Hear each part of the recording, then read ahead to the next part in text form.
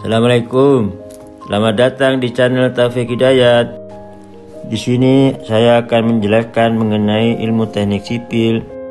Jangan lupa komen, like, dan subscribe ya. Oke, langsung saja kita mulai materinya. Mulai materi baru yaitu struktur beton. Struktur beton ini ada kata lain juga, yaitu namanya konstruksi.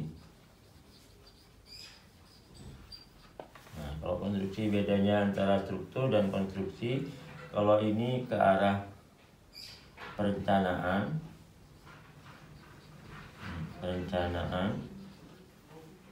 atau juga bisa ke arah perilaku atau behavior ya. Behavior ini kalau yang struktur, kalau konstruksi ini ke arah pelaksanaan. Terus ke arah juga bisa kepada material ini. Nah, ini bedanya antara konstruksi dan struktur. Kalau beton ini, beton ini bisa campuran dari PC, pasir, dan kerikil. Nah, ini kerikil. Nah, ini bisa, kalau kita ingin tahu mana yang baik dari komposisi beton ini adalah ketika PC-nya paling banyak.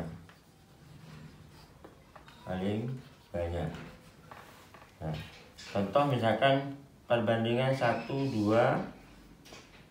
Nah, ini artinya satunya PC, 2-nya pasir, 3-nya kerikil.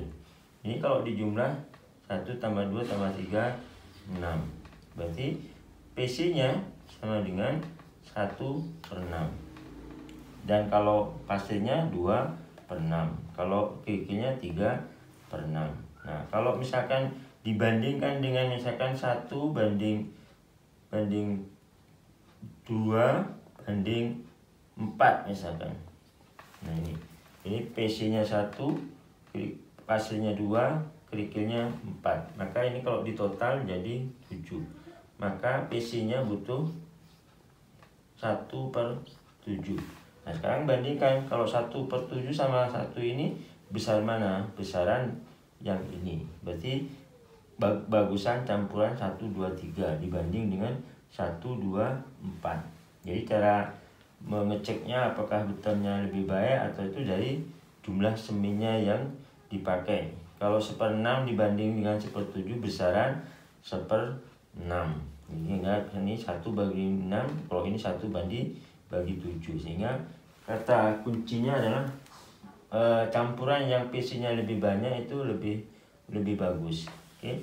Nah, ini kita akan membahas tentang struktur beton. Nah, berarti kalau struktur beton itu mengarahnya ke perencanaan. Jadi kita perencanaan itu apa? Harus mendapatkan MDN.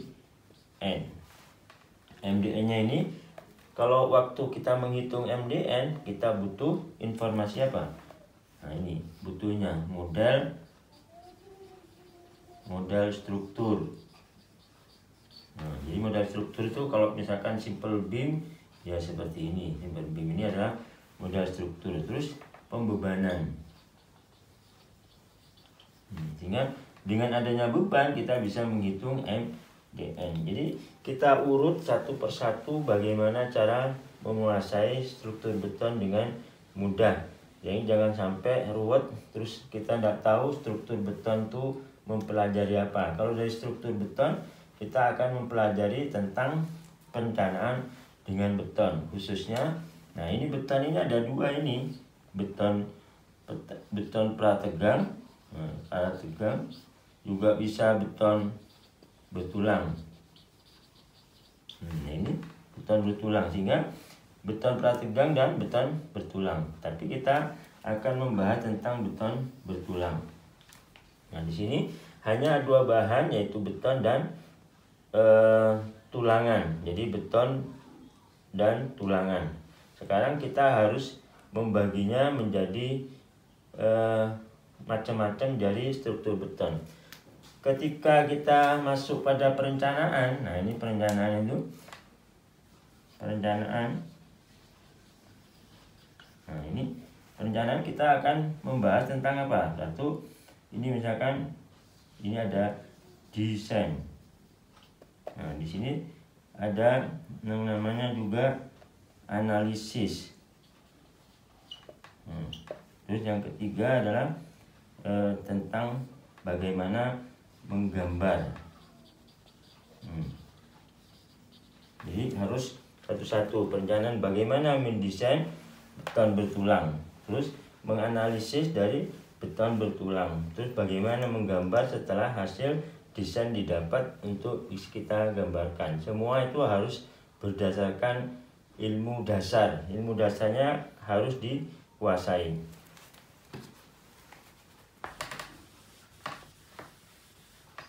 Nah, ini kalau desain, nah desain ini, desain kita butuhnya apa? Satu, ada yang namanya input. Terus dilanjut dengan proses, baru dapat ini. Berarti proses terus dapat output. Nah, ini kalau desain ini inputnya apa? Inputnya adalah M D N. Nah nanti baru diproses ini desainnya ini. Nah ini outputnya apa? Nah outputnya adalah dapat jumlah tulangan. Nah jumlah tulangannya kita dapat nanti, bisa jumlah tulangannya besarnya berapa, terus ukuran diameternya itu berapa. Nah, ini dapat ini jumlahnya, ukurannya dan seterusnya. Itu adalah desain. Kalau analisis, nah ini analisis ini mesti ada input juga. Nah ini baru diproses, baru output. Nah ini outputnya apa? Nah ini inputnya adalah dimensi ini, inputnya dimensi, terus diproses dimensi. Ini outputnya adalah nominal. Jadi alias MN. Nah kita harus tahu ada MN, ada MMAX, ada MU, ada MN. Nah mana yang kita dapat? Kalau MN momen nominal itu didapat dari analisis penampang. Kemudian kalau momen ultimate, nah ini momen ultimate itu MU. Yaitu apa? Ketika misalkan ini modal strukturnya seperti ini, terus bebannya merata ini misalkan Q, maka ketika Q-nya ini dikalikan dengan load factor, load factor namanya, itu 1,2 beban mati dead load DL. Kalau yang 1,6 adalah live load. Nah ini kalau ini dikalikan Q-nya dengan beban dengan faktor load factor ini, maka ini keluarnya menjadi MU. Kalau MMAX, maka ininya bebannya ini tidak dikalikan dengan load factor. Nah ini kenapa? Misalkan ini kenapa dikalikan dengan 1,2 dan 1,6? Kalau 1,2 berarti ini beban matinya dikalikan dengan 1,2. Ini beban hidupnya dikalikan dengan 1,6. Karena ini probability-nya itu diharapkan itu 10 pangkat min 3. Artinya apa? Probability ini 10 pangkat min 3 artinya keruntuhannya dari bangunan itu dari misalkan boleh runtuh sekali dari 1000 bangunan. Jadi kalau kita bangun 1000 kali itu boleh runtuh sekali. Kalau runtuhnya sekali maka tidak ada bisa ditahan oleh kepolisian ini karena menyangkut kegagalan struktur ini. Kegagalan struktur itu tidak boleh terjadi. Nah, itu benar probability yang dipilihkan beda dengan yang di luar negeri. Di luar negeri itu 1,4 dead load, 1,7 live load. Nah ini bedanya dengan di Indonesia 1,2, ini 1,6, sehingga ini tingkat probability-nya lebih detail lagi, lebih tinggi lagi ini. Sehingga kalau ini 10 pangkat min 7 ini, sehingga artinya apa? Kalau ini 10 juta bangun itu hanya boleh 1, kalau ini 1000. Sehingga kemungkinannya untuk gagal struktur asal prosesnya benar itu kemungkinannya sangat kecil untuk roboh ketika kita mengadakan suatu pelaksanaan, yaitu di konstruksinya ini, hingga kita tidak mungkin mengalami ini. Kemudian ini desain sudah, analisis, jadi menggambar. Nah menggambar itu kata kuncinya dari sini.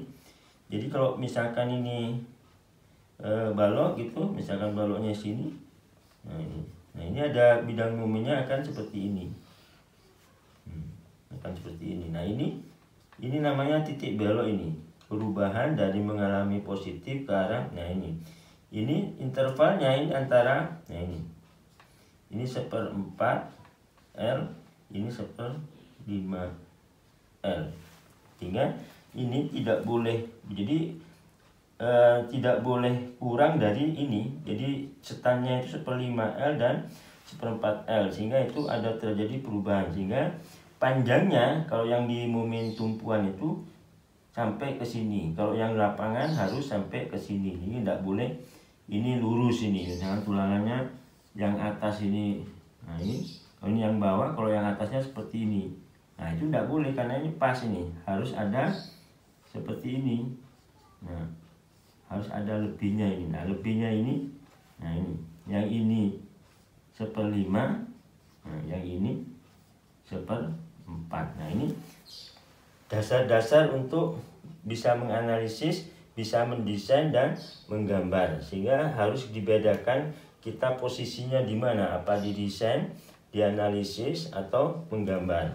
Nah seperti saya ulangi lagi, waktu desain kita butuh ini input MDN, ini butuh ini. Maka sebelum kita memproses, harus memproses dulu, ini harus mendapatkan MDN-nya. Kalau sudah mendapatkan MDN-nya, kita baru proses, sehingga nanti didapat ini outputnya, jumlah tulangannya berapa. Kemudian kalau pada analisis, yaitu inputnya yang dibutuhkan apa? Dimensi. Ini ada jumlah tulangannya, sudah tahu duluan ini jumlah tulangannya, baru diproses, nanti outputnya adalah momen nominal. Nah momen nominal ini yang terjadi, MN ini harus lebih besar dari MU momen ultimate, ini momen nominal. Kalau ini didapat dari analisis, ketika bebannya di load faktor, maka hanya harus lebih besar. Jadi kapasitas sendirinya itu harus lebih besar dari MU-nya. Nah ini harus dikuasai secara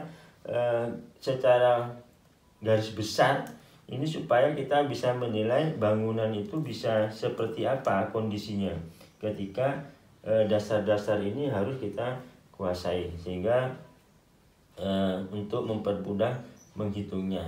Nah nanti apa-apa yang dibutuhkan pada saat desain kita harus juga paham betul, ya, paham betul, dianalisis juga paham betul, waktu menggambar juga harus paham betul, sehingga kita bekerja itu akan mudah, sehingga tidak terjadi kegagalan. Kadang-kadang kita gagal sedikit saja waktu pelaksanaan itu, karena kita kekurangan informasi atau kekurangan ilmu yang kita dapatkan, sehingga kadang-kadang tidak bisa melihat bahwa yang dilaksanakan itu salah atau benar itu, ya. Karena kita mau mengoreksi diri kita itu kalau misalkan ilmunya sudah cukup. Jadi misalkan ini benar, ini salah, itu karena informasi ilmunya itu sudah lengkap, sehingga kita bisa menilai kapan ini. Jadi tidak sulit ini sebenarnya perencanaan beton ini, sehingga yang agak sedikit sebenarnya dibebaskan di dalam perencanaan itu kepada perencana untuk bisa mengasumsi semua yang bakal terjadi nanti itu bisa diprediksi. Mau apa, mau gimana, itu bisa diprediksi dari perencanaan ini. Contohnya kan kita mau pakai tulangan polos, apakah tulangan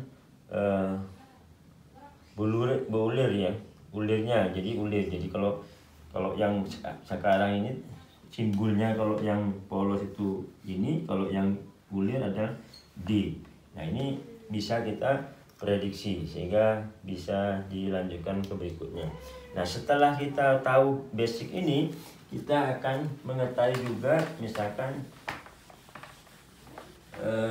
memprediksi awal tentang, karena yang di sipil ini itu sedikit sekali yang di kancang itu. Misalkan ini ada misalkan kolom.